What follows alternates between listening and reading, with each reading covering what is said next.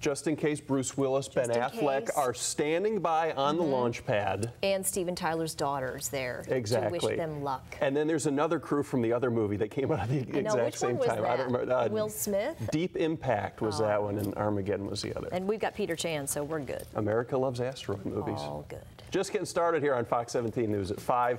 He's not a target of the investigation, but the Penn State sex scandal could end up costing Joe Paterno his job. We will have the latest on that investigation. Grand Valley State University says that an 18-month-old little girl died while visiting the school's campus over the weekend, and now police are investigating. The cause of death hasn't been determined yet, and GVSU says it will take up to 8 weeks to receive all results from the autopsy, though there are no signs of trauma and nothing appears suspicious. Grand Valley Police have determined there was and is no risk to the campus community.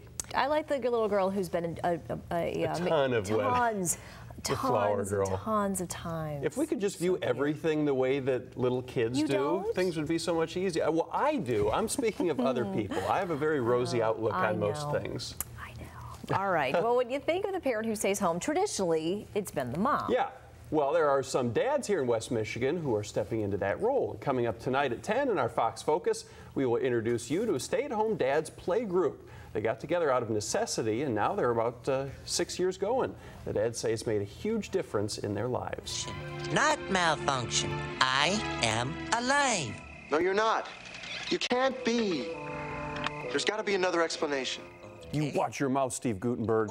It's 11/11/11. That means it's a day that Johnny 5 would be a big fan of because he wouldn't be alive without binary code. And it's good to know today is the last binary day for almost a century when it's written in month, day, and year format. It'll be a long time before a day on the calendar has only ones or zeros. Of course, 11/11/11 is about as rare as it gets. The next time a binary day hits the calendar is January 1st, 2100.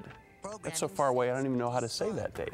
How about us? We kept it a secret, too. Yeah. We didn't spill the beans. Yeah, I love that they shared that proposal with us, though. It's good stuff. Guarantees it's going to be on TV as well as on the web. Yeah. Oh, yeah. Well, speaking of love, Pat Benatar once called love a battlefield. Coming up in our Fox Focus report, we will introduce you to some Navy men who've been able to make their marriage stand the test of time, plus get some advice for other couples to make love last. It's not the winter that's the bad thing. It's the fact that it lasts 6 months. Right. This is the good part when it's just getting started. If winter was middle of November to the end of February, done. Fine, no problem. Exactly. All right. More to come tonight at 5. A couple local organizations. Growing issue around the country, and now lawmakers in Michigan are looking to change an anti-bullying law that recently passed the Senate. The legislation required schools to have anti-bullying and anti-harassment policies. However, it said that statements of deeply held religious or moral beliefs could not be punished. Democrats said that created a blueprint for bullying, and the Michigan State Superintendent called the bill a joke. Today, a Republican spokesman said that the clause doesn't have support and that it will be removed in the House version.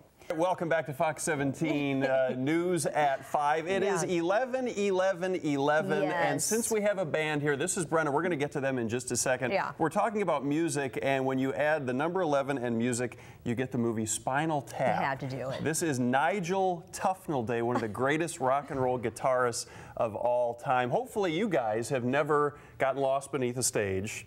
Nor have you had a little Stonehenge that was trod upon by a dwarf, right? Involving a former Penn State football coach and sexual abuse of children has cost 2 school administrators their jobs and leaves many asking, what did Joe Paterno know and when? Jerry Sandusky, who spent 3 decades as defensive coordinator for the Nittany Lions, is accused of sexually abusing 8 boys over a 15-year period, both in his home and on the Penn State campus. The athletic director and a school vice president resigned over the weekend and were arraigned today on charges that they lied to a grand jury about what they knew and what they did about it. Meanwhile, the Pennsylvania Attorney General has said that Joe Paterno is not a target of the investigation and is asking victims to come forward. I think that when you look at the totality of the circumstances here and the number of victims that we have, I don't think it would be beyond the realm of possibility that there are other victims that exist here. Legendary coach Joe Paterno released a statement saying that when one of the incidents was brought to his attention, he did what he was supposed to do, and that he is deeply saddened. Tonight, there's more scandal for Herman Cain. A fourth woman is coming forward claiming the GOP presidential candidate made inappropriate sexual advances toward her when she worked at the National Restaurant Association during the 1990s. Today, she spoke at a press conference in New York with famed attorney Gloria Allred by her side. Instead of going into the offices, he suddenly reached over and he put his hand on my leg, under my skirt. Herman Cain is calling the sexual harassment claims false and says they've already been dealt with. He also said he won't be answering any more questions on the matter. Kids of all ages waiting for Santa Claus to arrive in West Michigan this year, and when he shows up at the annual Grand Rapids Santa Parade in just over a week, you might notice some changes to the event. The parade on November 19th is sponsored by Art Van and presented by the Grand Rapids JCs, and it's going to feature a new route as well as a free grandstand seating area for a couple of hundred people. The parade starts at 9 a.m. and heads from the corner of Michigan and Ottawa, south on Ottawa, that it ends up the intersection of Fulton Street near Van Andel Arena. The new route is described as open and wide, which will allow for bigger floats and balloons. And if you go, of course, keep an eye out for the Fox 17 team, who will be marching and might even have candy. And if you were among the more than 1,000 people who volunteered at Laugh Fest earlier this year, listen up, because there's a party for you in Grand Rapids tonight.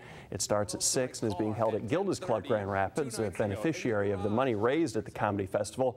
It was headlined by Bill Cosby and Betty White this past spring. At tonight's party, volunteers can grab official Laugh Fest yellow posters, buttons, and flyers, then hang them all around town on Thursday, because that's the day they're going to announce next year's lineup.